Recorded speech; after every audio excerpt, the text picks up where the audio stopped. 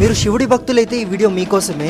Real incident మహారాష్ట్రలో జరిగింది. 23 ఏళ్ల అబ్బాయి ఉంటాడు. అతను చిన్న వయసులోనే చాలా కోల్పోయాడు. తండ్రి చనిపోయారు, ఫ్రెండ్స్ లేరు అండ్ రిలేటివ్స్ కూడా హెల్ప్ చేయటం లేదు. తల్లి కొడుకు మాత్రమే ఉంటున్నారు. అబ్బాయితో ఏమైందంటే ఒక బిజినెస్ స్టార్ట్ చేశాడు. కానీ ఆ బిజినెస్ ఫ్లాప్ అయింది. చాలా లాస్ లో వెళ్ళిపోయినాడు అండ్ లోన్ కూడా పే చేయలేకున్నాడు. అప్పుల వాళ్ళు కూడా చాలా టార్చర్ పెడుతున్నారు. అప్పుడు ఆ టార్చర్ తట్టుకోలేక ఈ లైఫ్ నాకు వద్దనేసి ఫిక్స్ అవుతాడు. తన రూమ్ కున్న బాల్కనీ 15th ఫ్లోర్ పైన నుంచి కిందకు దిగుతాడు.